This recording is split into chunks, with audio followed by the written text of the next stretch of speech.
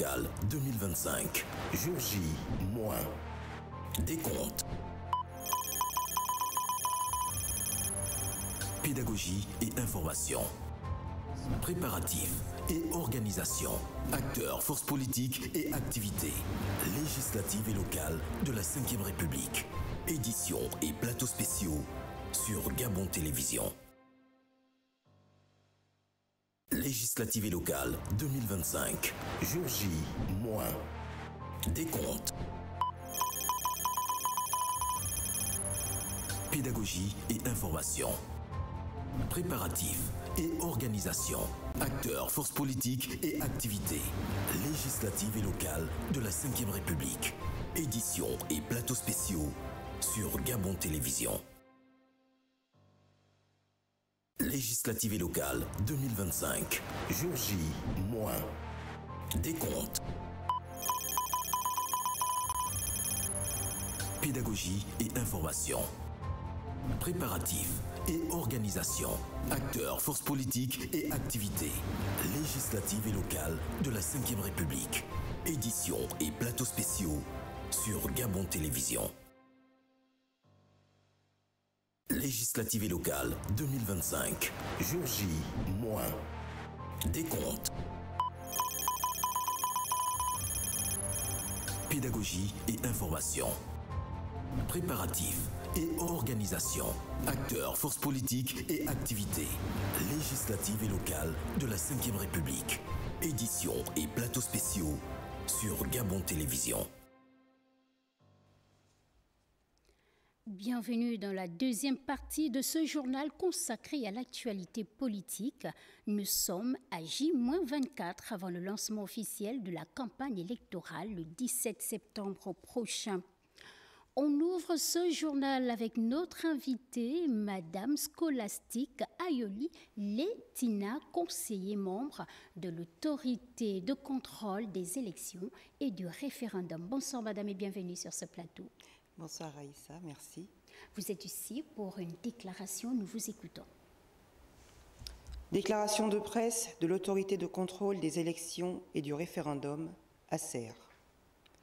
Le 27 septembre 2025 se tiendront les premières élections législatives et locales de la 5e République. Ces élections constituent un nouveau cycle après la présidentielle du 12 avril dernier, permettant à notre pays de consolider ses acquis démocratiques.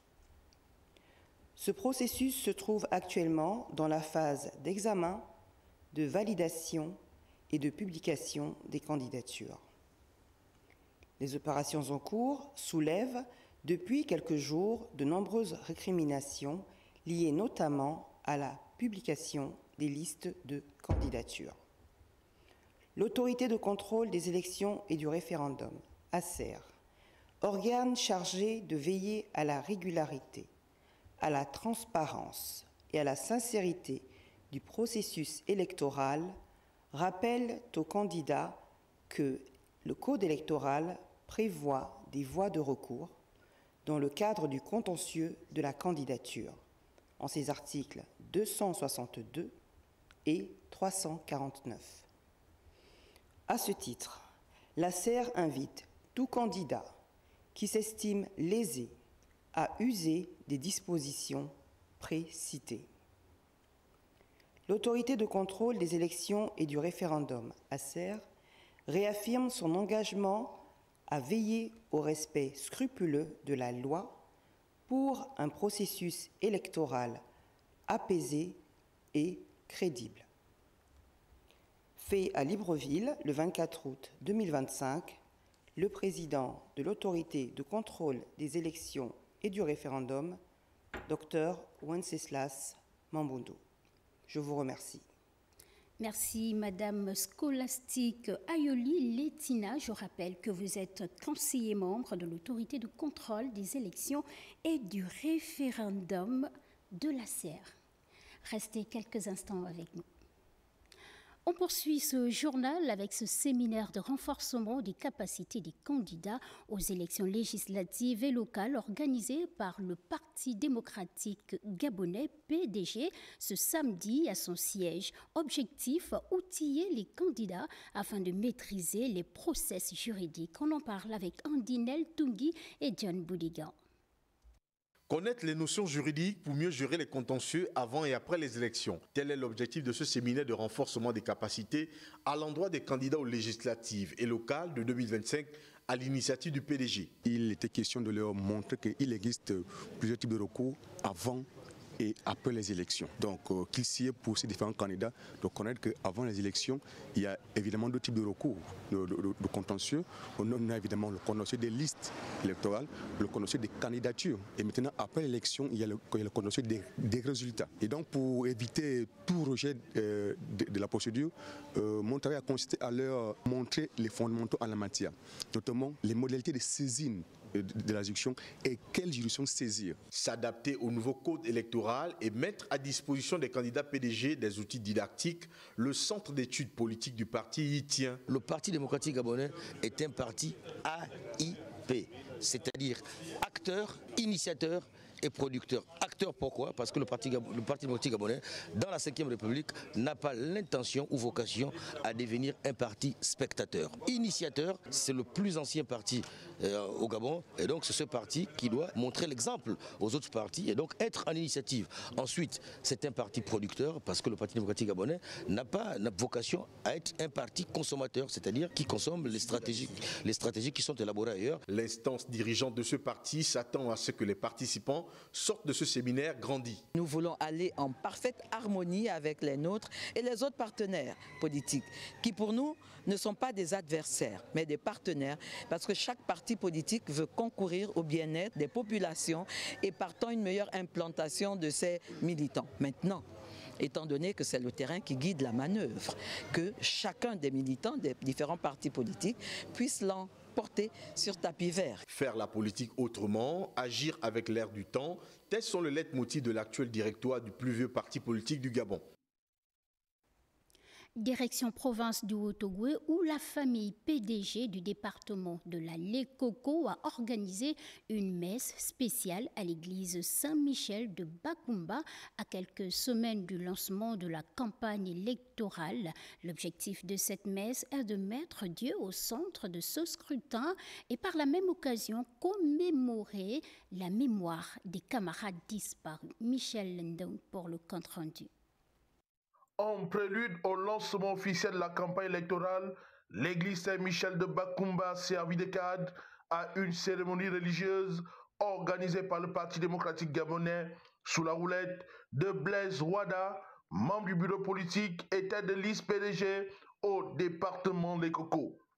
Cette formation politique place la bataille électorale à venir sous les auspices du Dieu Tout-Puissant. Nous avons voulu mettre cette campagne électorale dans les mains du Seigneur, pour que le Seigneur bénisse le département de la Lekoko. C'était aussi l'occasion de célébrer la mémoire des camarades disparus. Faire un hommage à tous les disparus qui ont appartenu à notre parti. Notamment, vous avez des grands secrétaires de section, c'est comme ça on les appelait, Alendi Biketa et Sidouane Nembe.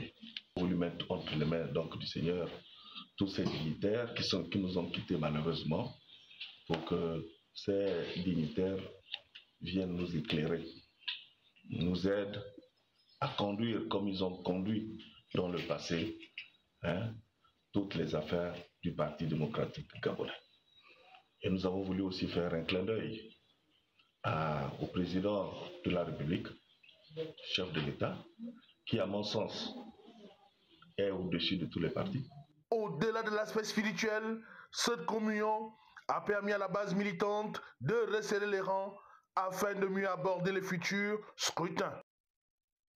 L'Union démocratique des bâtisseurs, UDB, poursuit sa tournée interprovinciale au Gabon. Après Ndende et Chibonga, l'équipe de Maïs Mouissi Kinga a fait escale à Mouila où elle a tenu un meeting. Les précisions avec Cyril Ngaliko et Hervé Nzigui. C'est une démonstration de force avant les prochaines joutes électorales 2025 au Gabon que l'Union démocratique des bâtisseurs a fait preuve lors de cette tournée interprovinciale ici à Mouila.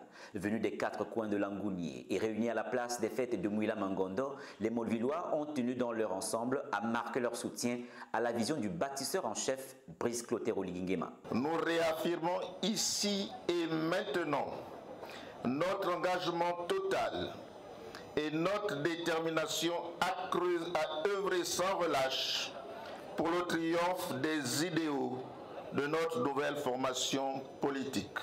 Après les appels des présidents des ligues des jeunes et des femmes à l'endroit de ces deux composantes à s'approprier les idéaux de cette formation politique, suivi de la présentation des candidats et promus conseillers politiques au sein du parti, certains compagnons bâtisseurs n'ont pas manqué de témoigner leur reconnaissance au président fondateur pour cette marque d'attention à leur endroit.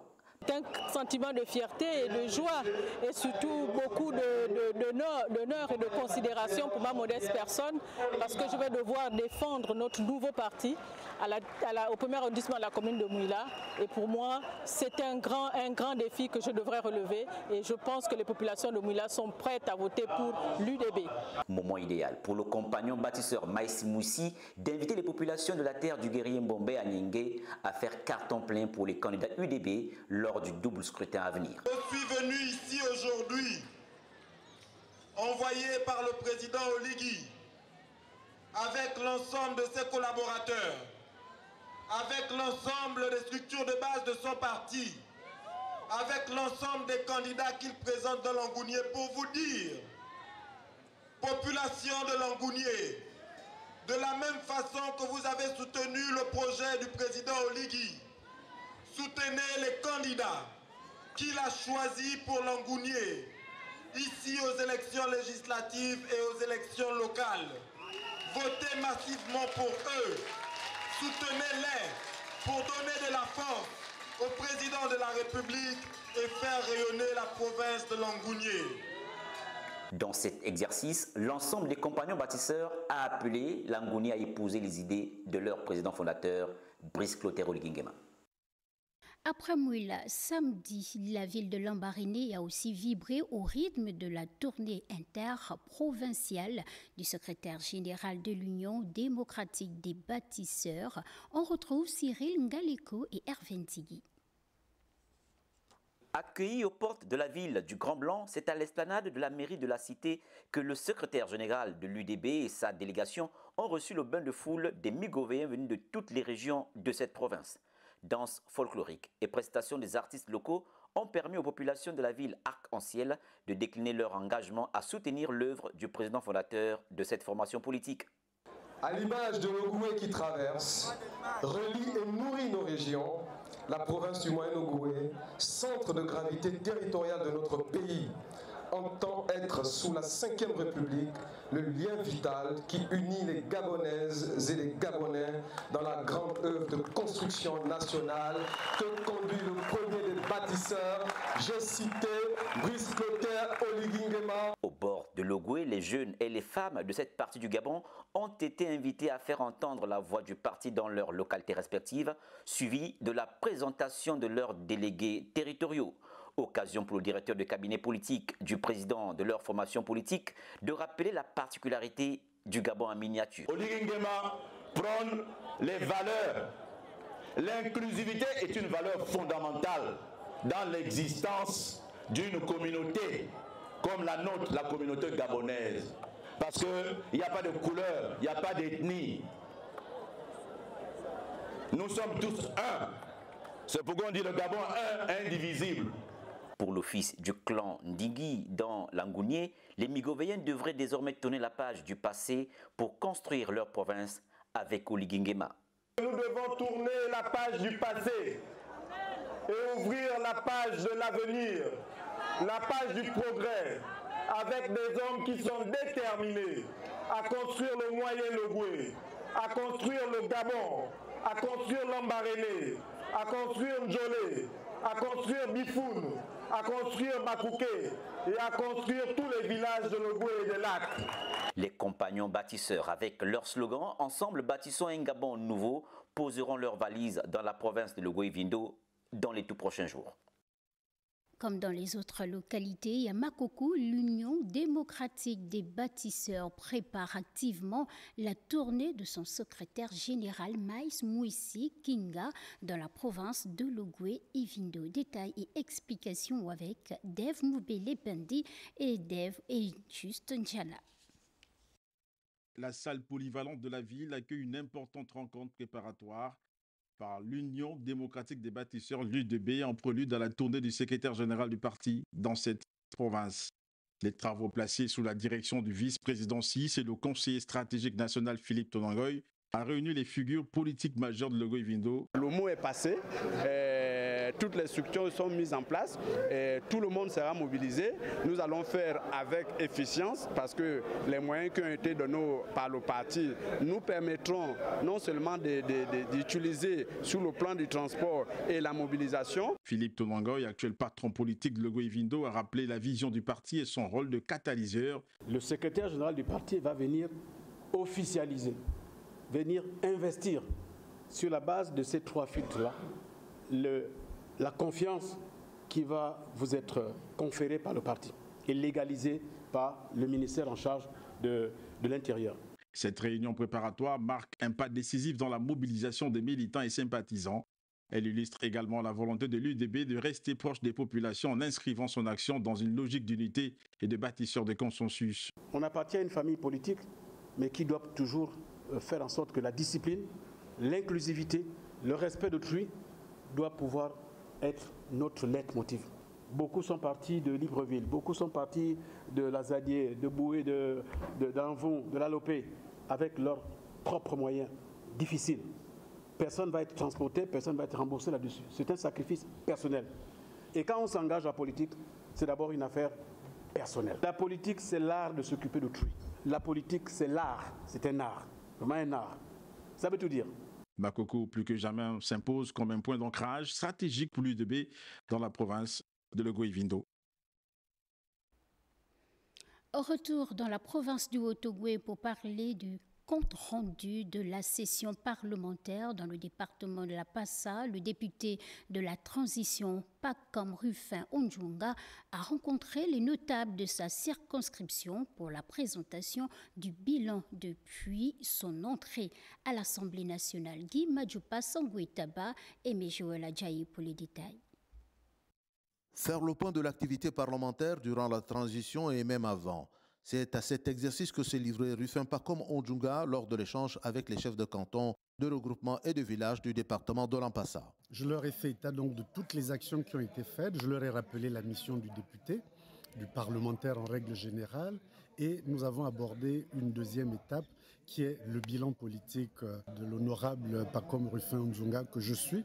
Je leur ai donc, support papier à l'appui, fait état et commenté ce bilan que l'on a fait ensemble.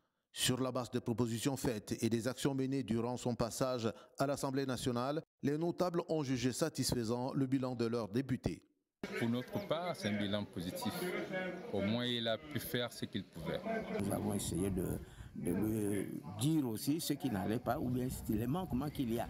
Et puis on s'est accordé. Nous sommes vraiment reconnaissants de tout ce qu'il a dit durant tout son mandat, et ce qu'il a eu à faire dans les villages. C'est quelqu'un qui est UP, c'est quelqu'un qui a l'expérience. Pas aligné à la course pour les législatives, l'honorable Ondjounga, cependant, a invité l'ensemble des postulants à la sérénité, à l'unité dans une circonscription qui compte plusieurs communautés ethniques.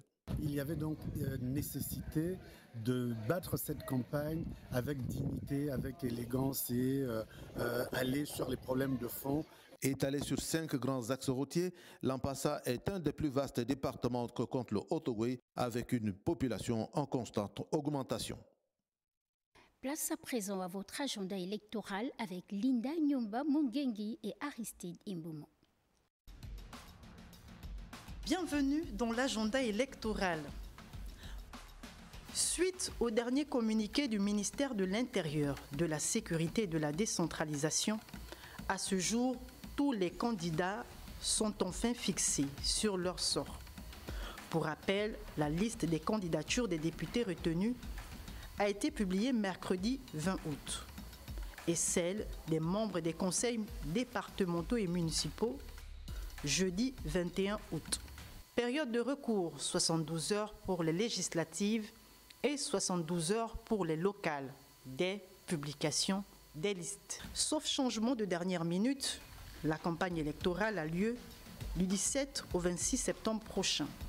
Jour du scrutin, le 27 septembre 2025. Le reste du calendrier électoral reste le même. C'est tout pour l'agenda de ce jour. À demain. Fin de ce journal, la suite des programmes avec le journal en langue locale, 23h. Gabriel Guillain Limami pour vous informer et moi je vous retrouve demain. Que Dieu vous bénisse.